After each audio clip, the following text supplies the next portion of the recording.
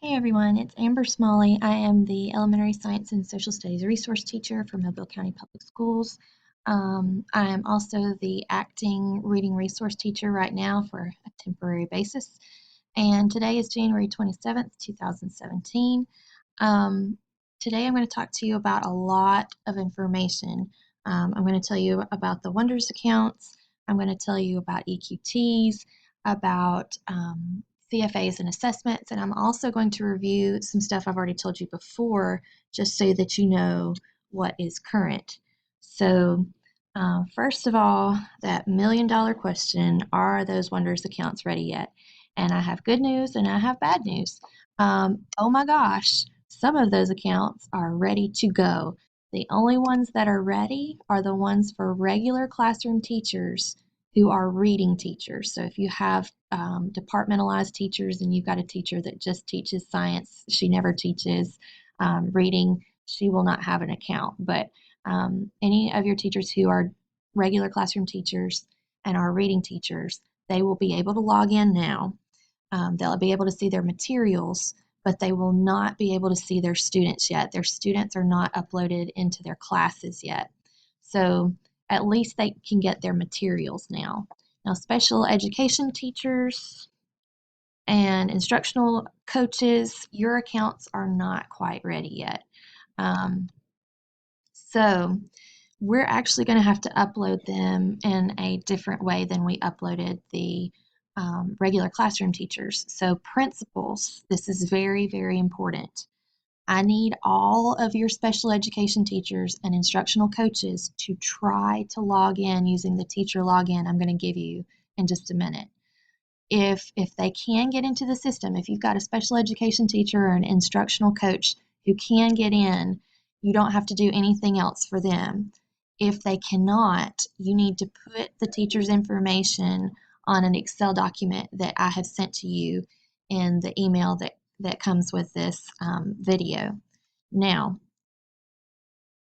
this is an example of the Excel document. And this is very important too. If you have a special education teacher who needs access to more than just one grade level, you need to list that teacher on the sheet multiple times. You need to put them on there for every grade level they need. You can't just put K first and second all together in one box here. It will hold up the upload. So let's say this is a random person I made up. This is Flora Reed. Here's her employer number. All she needs, she only teaches fourth grade reading. So I just put fourth grade there for her. But this fellow, Bob White, you see that I've got his information down 3 times. The reason is because Bob teaches kindergarten, first, and second grade students. So I've got him down for kindergarten, I've got him down for first, and I've got him down for second. Do not let your teachers order more than they need. If we had enough accounts for people to get whatever they needed, it would be fine, but we're limited on our number of accounts. So if you have special education teachers who teach K first and second, don't let them order third, fourth, and fifth. Only let them get what they need. When you have all of your special education teachers and instructional coaches listed on that Excel document, you've got all their information on it, send it to me as soon as you possibly can, because I cannot send any of that information to be uploaded until I have all these Excel documents back from every single school. So you don't want to hold any other schools up. As soon as you can get that information to me, please do. Now here is the web link to the Wonders accounts. This is how your teachers will log in, and this is what your special ed and instructional coach teachers need to try before you list them on the Excel sheet, because if they can get in already, you don't need to put them on the Excel sheet or they will hold up the upload. So their username is their email address, and their password is their first initial, last initial employee number.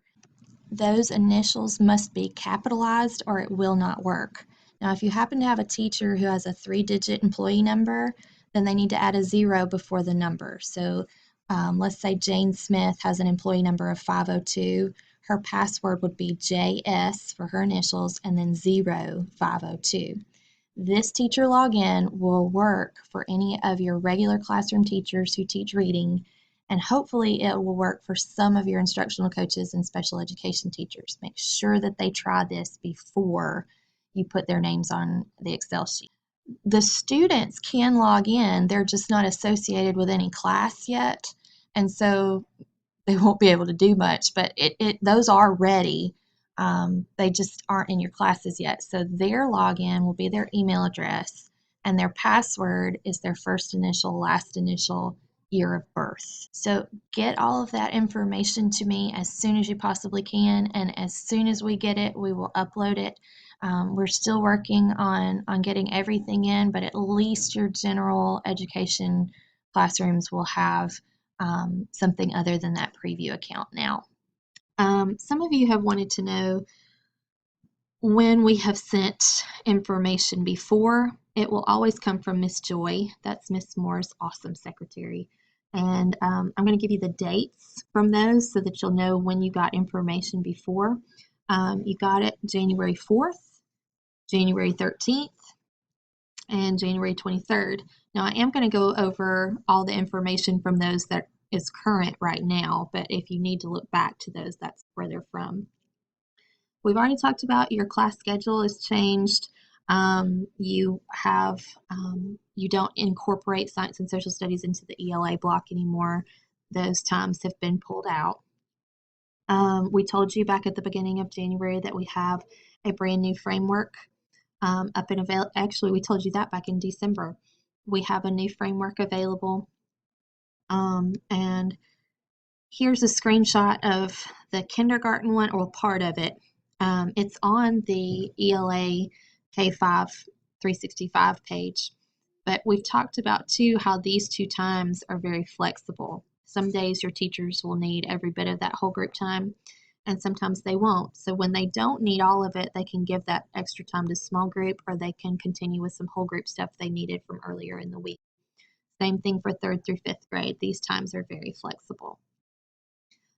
We've told you that you can use this page as your lesson plans. You can either print them from the teacher edition PDFs online, or from the planner online, or just copy the actual book. And we've talked to you about how your responsibility is to teach the core from reading and the core from language arts. And you do not teach the writing process from Wonders, you teach traits writing instead. Now this is the second page of a suggested lesson plan, and the reason I'm showing you this is because we're having a lot of questions about this integrate ideas section. We sent out an email, I don't know when, it's one of the more recent ones that we've sent out, letting you know that you do need to teach the text connections part of integrate ideas, but you don't need to teach some grade levels call it research and inquiry, some of them call it inquiry space. You don't need to teach that part. It looks like this, and just about every grade level, the top part looks like this. This part, the text connections part, you do need to teach because it finishes out the close reading process, and this is where, no matter what grade level, you can fill in the blank with any grade level you want. This is where they're teaching those RL and RI 9 standards, and it's almost exclusively taught here. This bottom part, though, sometimes it's called research and inquiry, sometimes it's called inquiry space. I think it's called something else in one of the grade levels. You don't teach this part. The reason we're telling you not to is because it would be the equivalent of teaching a second traits writing project. It takes several weeks. It requires research and writing and revising and all that stuff. You just don't have time for it. So don't do that. However, I'm going to show it to you because it would be an awesome center for your beyond level kids. I'm talking about the kids that are so beyond that they are misbehaving in your class because they've run out of things to do, even though you've given them like the most advanced stuff you've got. I know, I've been there. So I would totally give what I'm about to show you to your beyond level 3rd through 5th grade kids. I think they'll really like it because it's animated. They get a letter from some random creature, and you don't have to teach this. You don't have to use it as a center. I just want you to know that it's out there because it's really cool. It is animated, it guides them through research, and it requires that they make a web-based project in this little fantasy world right here. So they go to this little factory, they meet this little alien guy, and you can see that there are galleries back there. That's what they build during the research and inquiry process. They also research in a little archives down there, and if we go there, we see this awesome librarian. Isn't it like ugly? And if you click on the librarian, she will lead you through the writing task, all of the planning a purpose, making a research plan, and then if you click on one of her teeth, it takes you somewhere else. So for sources, it gives your kids sources to use for their research if they would like to, and it's good stuff. It's time for kids, and just it's good stuff. It's stuff that we know is credible. So this might be a really good thing for your beyond level kids to do, if you've got the time and you've got the kids who can handle it. The projects take about 6 weeks, and it just looks really really neat. And so I thought I'd let you know about that.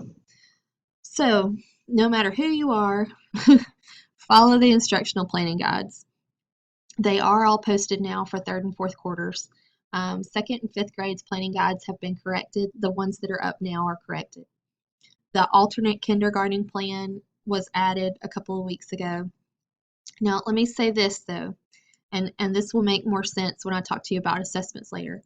All grade levels, I want you to know that we are doing a final proofing of third quarter, and we're going to reevaluate fourth quarter. We have some new information, and we want to make sure everything is as good as it can be. So if anything from today forward needs to be updated, we will send it to you once we have those updates in place. Just guys, just keep swimming. Just do what you're doing now. It's okay. If any changes happen, we'll let you know. Hopefully no changes will happen, but we want you to be aware that we're doing a final proofing and a reevaluation, even though they are posted right now. These planning guides are going to give you everything you need to know about ELA for each week, reading ELA. It'll tell you the wonders and traits lessons to use and what standards are being addressed. We've talked about this before. Sunday system is only for Tier 2 and Tier 3 intervention. You can remove the cards from your walls and use them during intervention time. It is not a whole group or Tier 1 system anymore. Wonders is. This is old news, but just in case any of your kindergarten teachers did not see this, this really only affects them if they are a kindergarten teacher who, when they were teaching Sunday system in first and second quarters, most kindergarten teachers we found taught letter sound associations. They taught what sound each letter makes as they went through Sunday system, but Sunday system did not explicitly tell them to do that. So if they are a teacher who did not teach the letter sound associations during first and second quarter, they need to teach the letter sound associations for M, short A, S, P, T, short I, N, and C, because they will have missed that, and wonders will think that they've already had it. And so they should have taught Unit 2, Week 3 last week. If they didn't, they're going to need to figure out a way to get all of these sounds taught and in. It shouldn't be that hard because Sunday taught them all the letters and it taught them all the sounds. It just didn't tell them which letters make which sound. So it shouldn't be too difficult to catch them up. But everybody should be on track this week. And if you need to pause this slide to see how to accommodate standards for CFAs, if you had to go the alternate route, please do. I'm not going to take the time to read that whole slide to you, but you can pause it and read it if you need to. Kindergarten, we do still encourage you to use those Wonders progress monitoring pages. They look like this. They will let you be able to see if your kids are decoding words well and if they are learning those high frequency words. If you use these, they are a minor grade. So this is a good way to get some minor grades. You can use them as often as you like, but we are encouraging you to use them. Okay, let's talk EQTs, guys. Okay, so we've already told you that the first Wonders benchmark assessment with some modifications will serve as the EQT for quarter 3. And the second Wonders benchmark assessment with some modifications will serve as the EQT for quarter 4. For the one that is for third quarter, y'all, I have been through every single test. I've been through every single question. I know when I was teaching reading, I was a different school system, but when I was teaching reading, I know when I would give those unit tests or whatever they wanted me to give, I always thought, oh my gosh, has anybody at central office read this thing? Because there were questions on there that like I didn't know, so how would my students know? So I went through every single one of those questions to make sure that they were good questions, that they're fair for your kids, that the standards have been taught, all of that. I've been through the whole thing. I took the writing and grammar questions off because I want the EQT to be a true reading test. I did take some of the reading questions off too, and I'll tell you more about that in a minute. We ensured that those students had instruction in all the standards assessed on that third quarter assessment, that third quarter EQT. So of the questions remaining on the test after I took the writing and grammar questions off and took some of the reading questions off, all of the standards assessed on it have been taught this year. And at least 80%, usually a lot more than that, at least 80% of the standards assessed on that assessment were taught during third quarter. So this is a good, fair test for your kiddos. So what kind of questions were removed? Well, here is the one that bothered me the most. This was from the 4th grade benchmark 1. And I'm just going to go through it with you. So it says, read the paragraph from the passage. The fisherman did not want to go back and bother the enchanted flounder, but he did want to please his wife. So he returned to the sea and uttered, "Flounder, flounder in the sea, come back today and talk to me. My good wife wants to make a wish and hopes you are a magic fish." What does the underlined word most likely mean as it is used in the passage? Well, it's under a spell, and this part of the question doesn't bother me. This one does. Part B, which sentence from the passage best supports your answer in part A? Now, y'all, I answered this question. I got several other adults to try to answer this question. I've asked kids to answer this question. I asked a Wonders trainer to answer this question, and everybody picked D. You know what Wonders says the answer is, though? B, come back today. Now, if I asked all those people and not one person picked B and everybody thought it was D, I figured I should probably take that part off. So this question will, this question will still be on the test, but the part B part will be gone. Any question like that where I could not justify keeping it on the test, I took it off. I went on ahead and did that for you. You're welcome. Okay, so I recommend that teachers take the test before giving them to students, like take it as a student, because you're gonna figure out some tips and tricks that you can tell your kids just from trying to take it yourself. Here's what I learned. I learned that sometimes when you have those part A, part B questions, there's more than one answer in part A that can be justified. But let's say there's 2 of them that can be justified in part A. 2 of them could be right.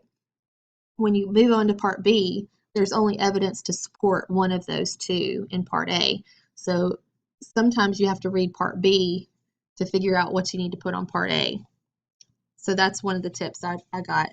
Now, sometimes, even on the ones I kept on the test, more than one answer can be justified with evidence from the passage, but there is a best answer. And let me tell you, I like things to be fair for the kids, and so I want to give them every opportunity to do well. So I wondered if I needed to let the kids have a chance to justify their answers after the test if they have evidence to back it up. And the answer to that wondering is no, I don't need to let kids do that, because they won't be allowed to go back after the test is over and justify their answers with evidence on Aspire. And so they need to get used to there's only one best answer. And I hate that for them. I hate they have to learn that lesson, but it's the truth. So we can't, after the test is over, if you've got that really tenacious student who's like, but the passage said blah, blah, blah, there's still going to be one best answer. And they're just going to have to learn that lesson the hard way. Oh my gosh, y'all. Okay, I'm very, very sorry. But we are not going to offer EQTs digitally for third quarter. And here's why. That's on me. Since the Wonders accounts are not ready yet, I have not been able to test the digital. Like the tech support has told me that I can modify the tests, and I have. I've modified all of them digitally online, and they said that I'll be able to push it out to all of the teachers so that they can give these EQTs digitally. But just because they say that doesn't make it true. I want to test that for myself. I want to work out all the kinks well before EQTs are in place. And since the paper-based is coming through Print Shop, you guys are going to have to order those pretty early in order for them to get them all printed. And I don't want anybody waiting to see if the digital version will be available. So it's on me, and I'm sorry that we're not going to be able to offer that to you this time. We should be able to offer it to you for fourth quarter, but for third quarter, it will be paper-based only. And I do apologize for that. That makes me feel horrible, but I'd rather know that you've got what you need and it's going to work than for you to be waiting on me to figure things out. So everybody, no matter who you are, you're going to order EQTs and Print Shop and WebCRD. Now, don't do it yet because we've still got to nail down some instructions. So there's nothing there for you to order yet. If you follow the instructions that will come from Miss Tony Worsham next week, the copies will be completely free. So you need to wait till we send instructions. Miss Worsham is going to send those and a drop dead date very soon. So let me show you what you'll do when you are ordering EQTs. Okay, so only one person orders for your whole school. And let me show you where they're going to order from. This icon that the arrow is now covering up, that's where you get your FACS tests for math. This has just appeared recently. That is going to be where you're going to get these reading EQTs from. And it's only that one person is going to do it for the whole school. So in grades 2 through 5, there will be 3 things that this one person is going to have to order for those grade levels. They are going to have to order a teacher copy for each teacher. So they'll just order one per all of the teachers you have for that grade level. And it will have the directions for the test and the answer key in it. Then you'll order the student assessment. You'll order one for every student in that grade level, and it just has the test. And then you'll order one of these answer documents per student. And you'll order one for every student in the grade level. Kindergarten and first grade are different. The kindergarten and first grade will not have a separate answer document. They are actually going to write on their actual test. So you'll order a teacher copy, one per teacher for kindergarten, one per teacher for first grade, and then you'll order the student assessment, one for every student, and that's all you'll have to do for kindergarten and first. Kindergarten, your teacher copy will actually have not just directions in the answer key, but it will have a script of what you need to read during the test, because you're going to be reading the passages to the students and reading the questions. Their their assessment, the student assessment, it's basically just words and pictures that they circle. So you'll get a script with your teacher copy. In the instructions that will come from Miss Worsham, she will also ask you, after you've ordered everything, to give the order number to Print Shop and to Kathy Reynolds. That's going to come in those instructions, though, so just wait for those before you do anything. Well, let's talk about what each EQT is like. Kindergarten, like I said, you're going to use a teacher script to administer, and we recommend giving the assessment in 2 sessions. We wanted you to know that questions 11 through 20, a lot of your kindergarten babies are going to need to say the words or the pictures out loud to determine what the beginning or ending sound is. And because of that, you may want to give that part in a small group setting. I mean, if your kids can handle it whole group, do it whole group. It's just however it's going to best meet the needs of your kiddos. But we've given you 2 options for 2-session administration for kindergarten. Now for test security, every grade level is going to have to send back EQTs to the central office for disposal, and those will come in the instructions from Ms. Worsham next week. And so you are going to send back kindergarten your teacher script and your answer key when it's time for you to send EQTs back. You'll keep your student documents, what your kids have written on, so that you can grade them. First grade, students must read the passages on their own. You cannot help them read the passages. You can read the questions to them, but you cannot read the answer choices to them. We recommend first grade giving the assessment in either 2 or 3 sessions. And the reason for that is 19 through 23 won't take very long, but it might require the kids to say the words or the pictures out loud. And so you might want to take that session to a small group table or do just a small group of kids at a time. But the other 2 sections are going to require the kids to read some long passages and answer questions. So just depending on how mature your kids are, you can break it up into 2 or 3 sessions. When you send stuff back, first grade, yours is a little different than everybody else's because your kids are going to write on the actual test. But for test security, you will just keep the pages the kids have written on, which is page 3, 7, 8, and 11 through 17. You'll keep those and grade them, but you'll send all the other pages, which are the passages and the answer key, back to central office when it's time to send stuff back. Second grade, your kids have to read the test, the questions, and the answer choices on their own. You cannot help them read any of it. We recommend that you give the assessment in 2 sessions. Both of the sessions are 30 to 40 minutes long, and both of them are going to assess a fiction and a nonfiction passage. Now, second grade is where we start giving answer documents.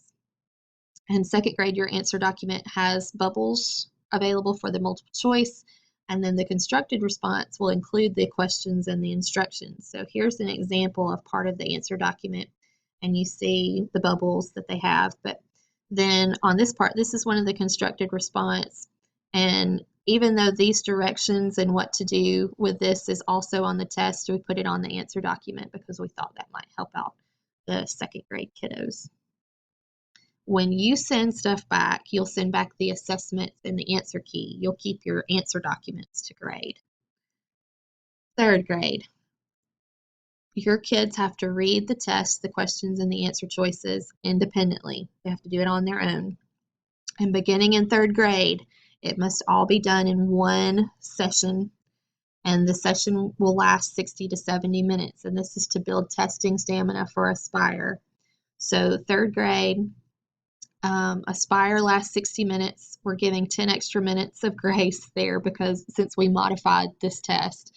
And this should give you a very good picture of how your kids handle time management on assessments before you give the Aspire.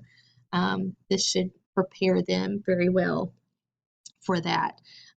Your answer document, like second grades, it has bubbles for multiple choice, but on the constructed response, we did include the question and the instructions on the actual test. So you have bubbles for multiple choice, and then you have this constructed response, but it tells them what to do both here and on the test. When you send yours back for disposal, you'll send back the assessments and answer keys. You'll keep and grade your answer document. Fourth and fifth grades, again, you're going to read the test, the questions, or the students are going to read the test, the questions, and the answer choices on their own. and they are going to take it in one 60 to 70-minute session. That's the same thing that we had for third grade. It's to build that testing stamina. And your kiddos will have multiple choice. You'll have the bubbles for that for the answer document, but your constructed response does not include directions or questions on it. So like this one, you can tell that it's probably a matching, but the actual instructions for it are on the test document. And like this one, you can tell they're supposed to write a response, but the actual question is on the test document. Use same thing, you'll send back the assessments in the answer key. You'll keep the student answer documents to grade. And EQTs are just exam grades. They are not to be included in the major grades category. They count for 10% of the grade in K3 and 20% of the grade in 4-5. Major grades. We've talked to you about this before, but the writing project is no longer a reading major grade. You can still use the traits writing project to get grades in handwriting, writing, and language arts, but for reading, it's just going to be the 3 CFAs and then 3 more that are teacher's choice. You still have to get 3 minor grades too. Now, I'm going to try not to ramble through this next part, but I think I am going to have to flip back and forth between slides a little bit because I've learned some new information and I need you to know what I've learned and what that means and what I do know and what I don't know. So there will still be 3 CFAs each quarter. And earlier I told you that we're gonna proof third quarter again, and we're going to reevaluate fourth quarter. And so if there are any changes made there, that will change this too, probably. And I'm hoping there won't need to be any changes, but just know that we're looking at it and that is a possibility. You can still use the Wonders weekly assessments and the unit assessments to develop CFAs. You've got this page at the end of each of the weekly assessment documents and the end of the unit assessment documents that tell you the standards. And then you have this document that's on 365 where the curriculum team told you how many priority and supporting standard questions there are on each of the weekly tests and unit tests. Now, here's something that I did not make clear before, and I think it was implied, but let me say it to make sure that it's said.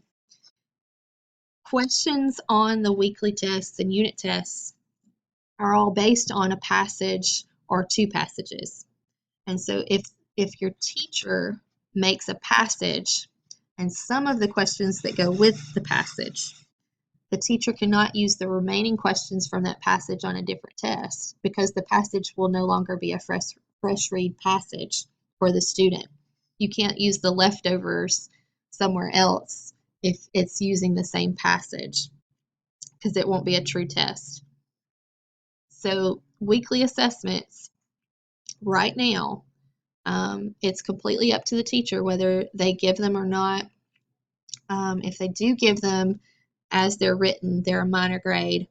If they give the leftovers as an assessment, it's a minor grade.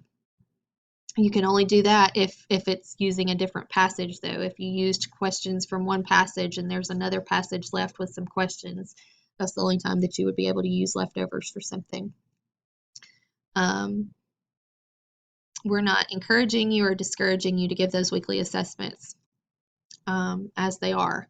Now, I'm going to tell you what I think our original thinking was on CFAs and major minor. If you're making a CFA, which is going to cover priority standards from the time period that you've taught, the CFA will typically be larger than a weekly assessment. So since the CFA assesses more standards, it should be bigger and therefore more major. That's the original thought process. However, I learned this the day before yesterday. I called Wonders, and here's why I called them. I was looking at, because a lot of you have asked about the weekly assessments and CFAs and major minor grades, and I just I wanted to dig through there and see if what was being assessed each week is what was being taught each week, if they matched up.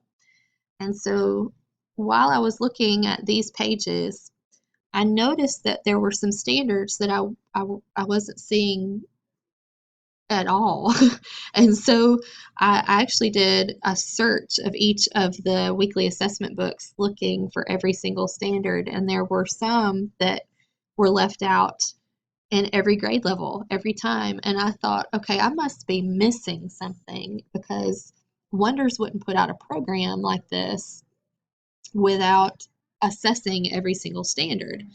And so I called them and I told them what I just told you. And they said, what, you're looking at the standard document at the end of the weekly test? And I said, yes. And they said, well, that doesn't even tell all the standards that are being addressed on the assessment. Let me say that again. This is not all of the standards being assessed on this assessment. Some of the standards are not as blatant, they're more implied, and so Wonders did not explicitly list them. And so let's go back to the slide I was on.